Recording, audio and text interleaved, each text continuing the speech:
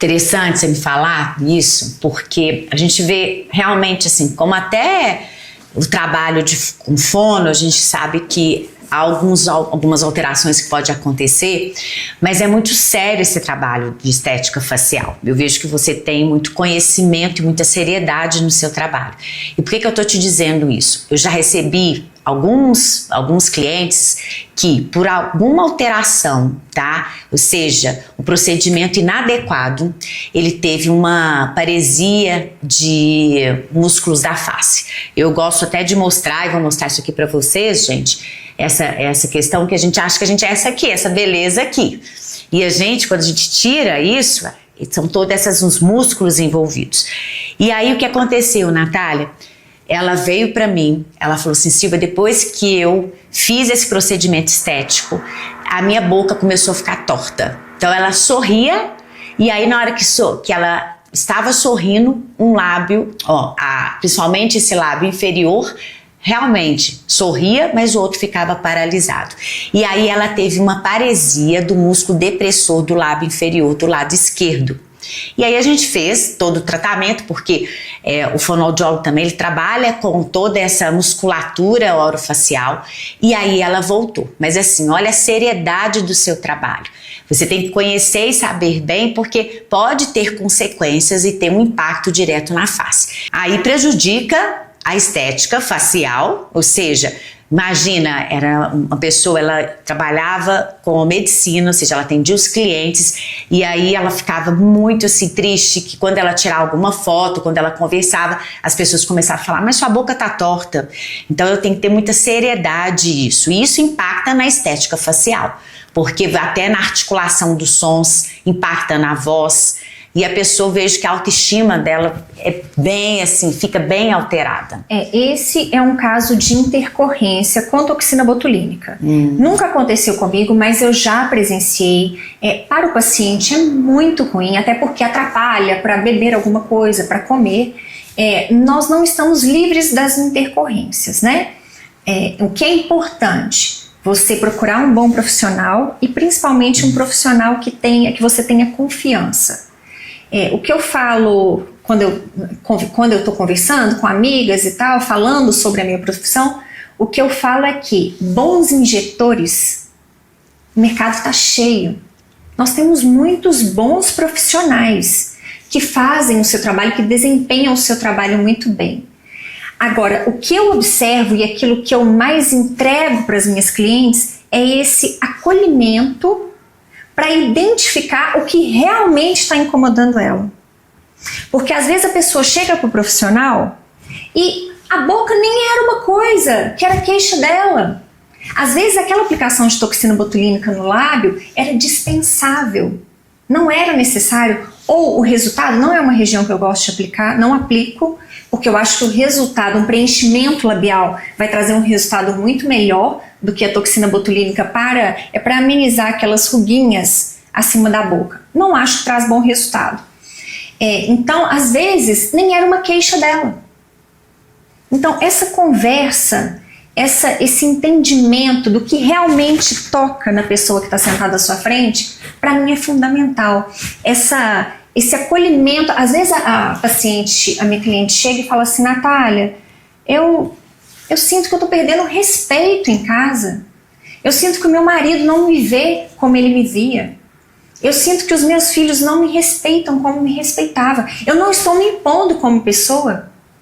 E a diferença, Silvia, entre o primeiro atendimento e o retorno é enorme. A pessoa chega de um jeito, ela chega murchinha. Aí nós conversamos, identificamos a partir do momento, porque também é um tratamento, né? Às vezes não é o único procedimento que vai fazer a diferença que você espera. Eu acredito que como profissional nós temos que ter muita responsabilidade, porque a gente está trabalhando com autoestima.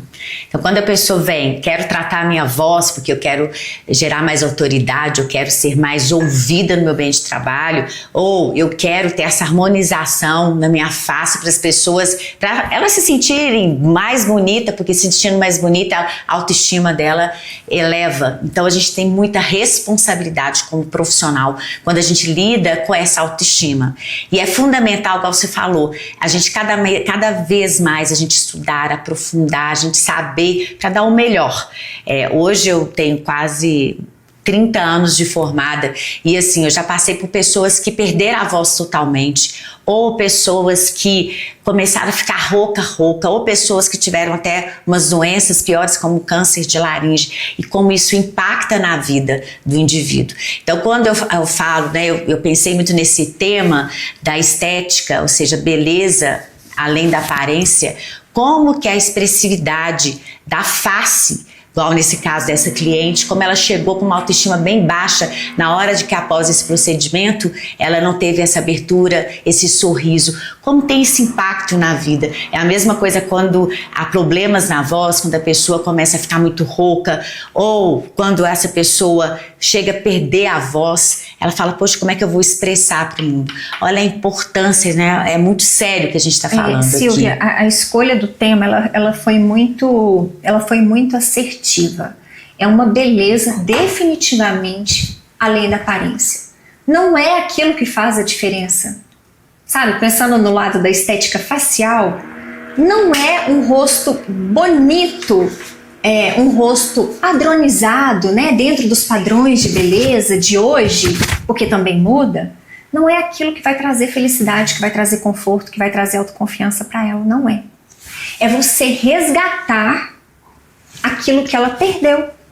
Na maioria das vezes, é resgatar aquilo que foi perdido com o tempo, ou agir para que essas ações do tempo demorem mais para chegar, que é quando nós fazemos procedimentos preventivos. Uma pessoa jovem que já começa a fazer uma aplicação de bioestimulador de colágeno, por exemplo. Ela já está preocupada, ela já está pensando que daqui a um tempo, a partir dos 30, o colágeno dela já vai diminuindo. Ela já vai agindo preventivamente.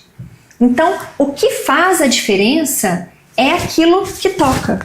É aquilo que mexe na autoconfiança, independente do padrão. Independente do que é visto hoje como belo. Você sabe que você falou sobre isso e eu pensei assim, o envelhecimento. A gente tem todo o envelhecimento do corpo internamente. Então eu recebo pessoas após 62 anos que falam assim, Silvia, minha voz está ficando fina, está ficando alterada, minha voz não é tão forte como era antes. E elas falam, nem posso cantar na igreja, por exemplo, quando eles falam, ou não posso conversar, as pessoas não me escutam, eu tenho que falar mais alto, mas eu não consigo. E a gente também tem que entender que o envelhecimento, Natália, faz muito parte, assim, do nosso corpo, só que a gente consegue o quê? Minimizar isso.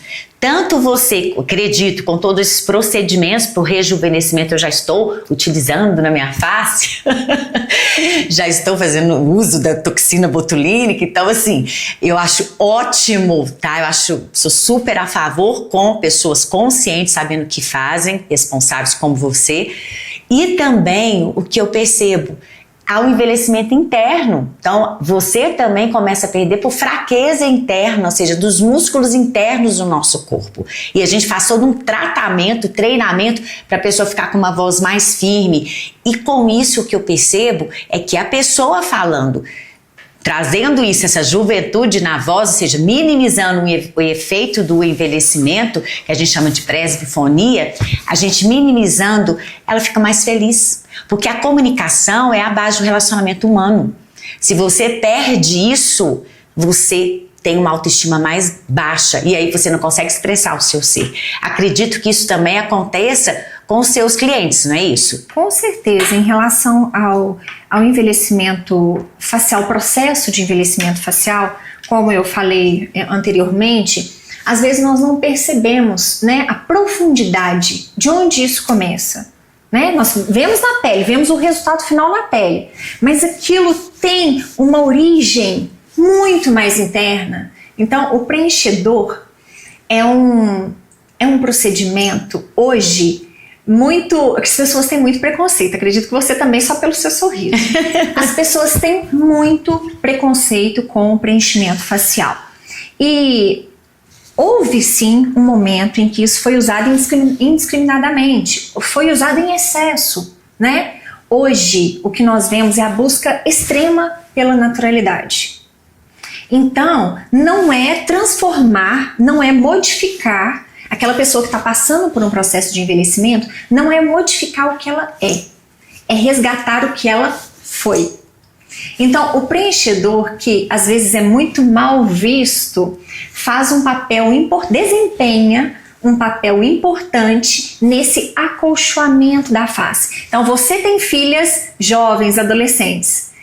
É muito fácil para você perceber. Você vai ver que nas suas filhas, a pele ela é acolchoada, tem uma continuidade entre a área das olheiras, a bochecha, quando chega até os lábios, existe uma continuidade na pele. Eu não tenho lombadas, eu não tenho depressões, eu não tenho pontos mais altos.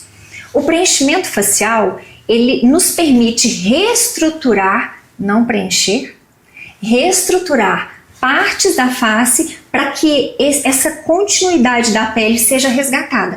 Claro que não no nível de uma adolescente, né? Mas é possível fazer assim, trazer excelentes resultados que trazem uma jovialidade para a paciente. Ela fica surpresa, ela se sente outra pessoa. E eu já tive preconceito com o preenchimento, mas eu já estou utilizando.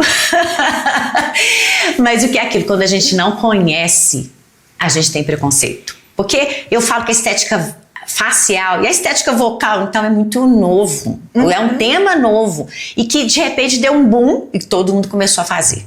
Então, assim, tudo que eu falo, faça com responsabilidade, com muito estudo, conhecimento. E falando disso, eu queria saber de você sobre os mitos e verdades sobre esse procedimento, já que você falou desse preconceito do preenchimento.